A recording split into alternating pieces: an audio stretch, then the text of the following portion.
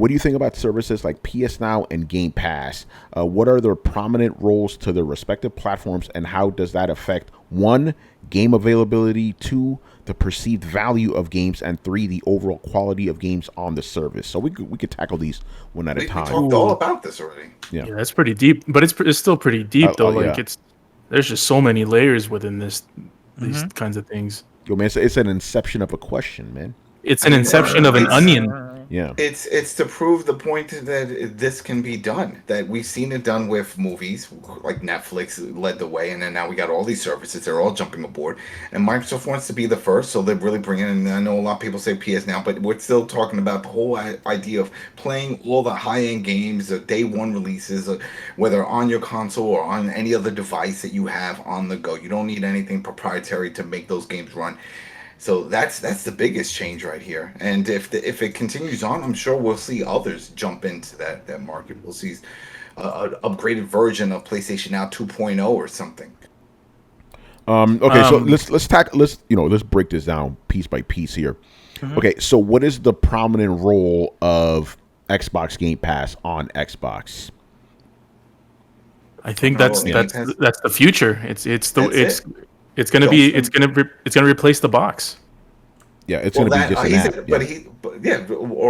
You're saying to have it on if you have an Xbox and Game Pass having it on. I mean, it's just save money. You don't have to spend all that money. If let's say you have a kid, you have a bunch of kids, and everybody wants a game, and if you have siblings, that's a thing. There's always gonna be, I don't want to play that. I want this one. So what happens for the holidays? You got to shell out $60 for each game.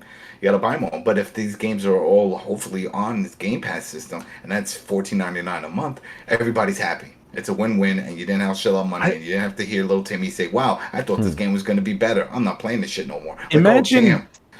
Imagine our old asses with fucking Game Pass when we were kids. Oh, we'd be going. Imagine. I mean, to be honest, like, yeah. I mean, if our parents saw that you could get this thing for a little bit of money per month, we would have never owned the game. We would have never really owned the game. No, I had it. It's called the Sega Channel. Yeah, my man. Exactly.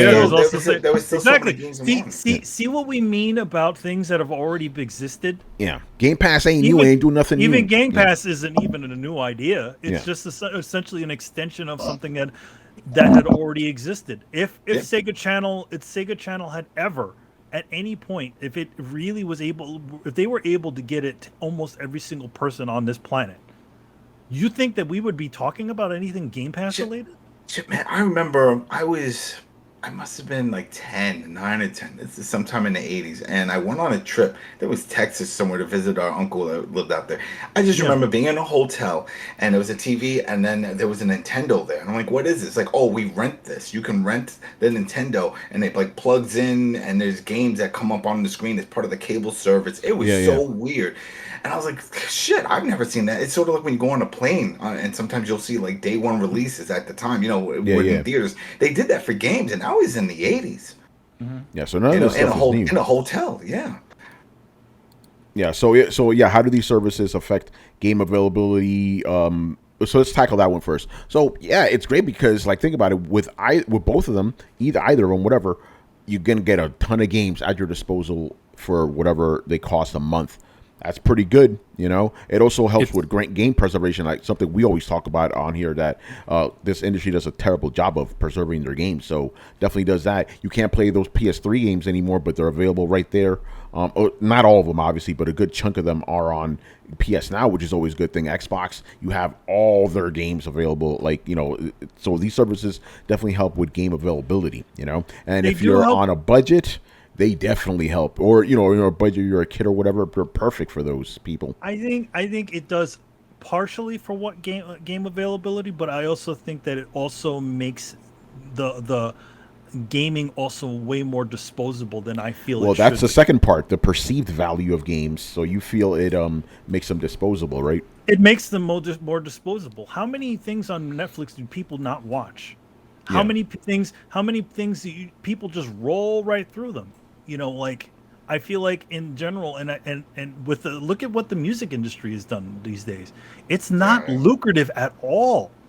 Like Spotify is great for us, the consumer, but for the actual musicians or the artists that actually work on these, it's horrible. Patti LaBelle actually, boiled this down not long ago to tell you how much money she makes off of this shit, and she Wow. ain't making nothing. But because how many things of her songs have been downloaded, and she's not seeing that money.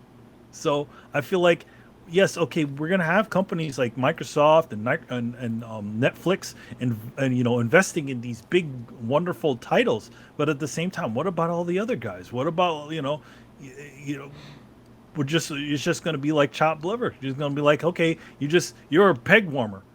Nobody cares about your game, but we got it because we're the superstar. Yeah. I don't know. Yeah. That's my issue with it, and we cannot go back from that world. No. Once we've already opened that door to where essentially games just keep popping up every month, that means that people are okay with games just disappearing because of and we've already seen this.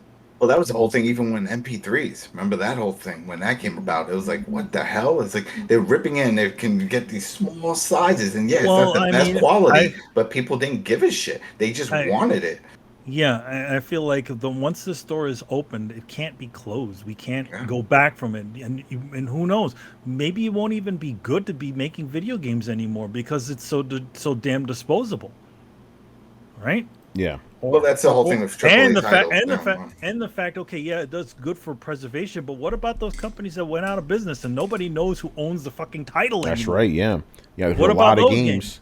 There's a lot of games. There's a lot of games right now. Currently, for PC games, we have a huge problem with preservation. So many titles, so many studios have totally just gone defunct, but they can't offer these games to people because nobody knows who owns them anymore. Yeah. But don't you think it's better to at least have some of these services to salvage at least a little bit of these games? You know what I'm saying? But again, it's how is it? You're not saving it. It just shows up one day and then it just disappears. It could, Is it really owning anything? No, it's not. You're not. Let's just get that clear. No, you're not owning. I'm talking about just anything, saving. Like, I'm just talking about preserving the game just so people actually access it. That's what I mean.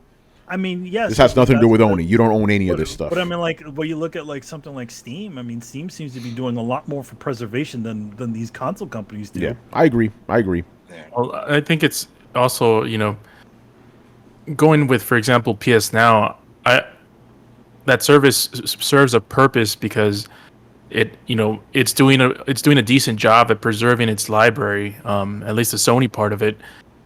Because there's a lot of those titles, and it's like, not everyone can just go back and use their old console and buy an old game to play it.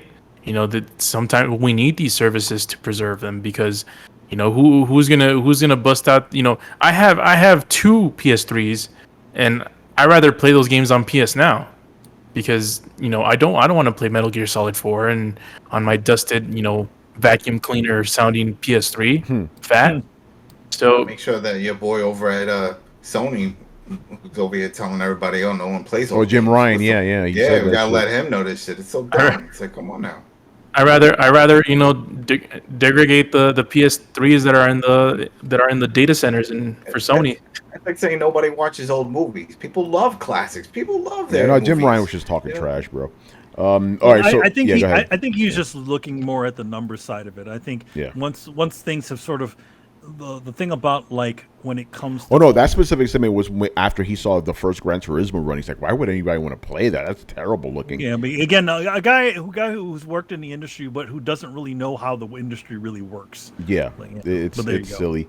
And then the last part of it, this one says, right, how does this affect the overall quality of games on the service? Because one of the perceptions is that Xbox Game Pass games do not need to be of good quality because they're cheap. I don't know how real that is, but that's the perception. I don't see their games as cheap. They're going to be, Xbox, at least their first party titles they're going to spend some serious money. Netflix doesn't just half-ass a movie or half-ass a show when they put serious money on it. They're getting guys like Ryan Reynolds to show up and Dave Bautista. So they're still putting money in these things. Yeah, they want to make it like what HBO. When the whole thing with HBO, whenever you heard there was a new series or something, probably like, oh, it's got to be quality because it's a paid service. People are paying for it. So you want quality on it so people feel like getting their bang for their buck. Same This thing. is- The one thing I do have to say about Game Pass, and this is coming from a person who's worked and done for stuff for video games, is that it does allow for the space for smaller developers to sort of get in, where the Microsoft will be a little bit less as picky as to what things will they look at it like. Hey, this looks interesting. We'll invest in it, just to sort of fill in their library of things to put on their service. So you'll find a little bit, and that's the same thing that goes on with Netflix. There something that would totally be pushed aside by the main studios. Netflix would be like, all right, come over here. Yeah, but again, that Carlos, you'll go next. But that's why people are saying, oh, since the barrier of entry is lower on Xbox, that means there's a greater chance for less quality games. I got a platinum in a game called My Name Is Mayo. That game was on PlayStation. Yeah. Remember for 99 Oh, cents. Adam, you just gave me a perfect segue.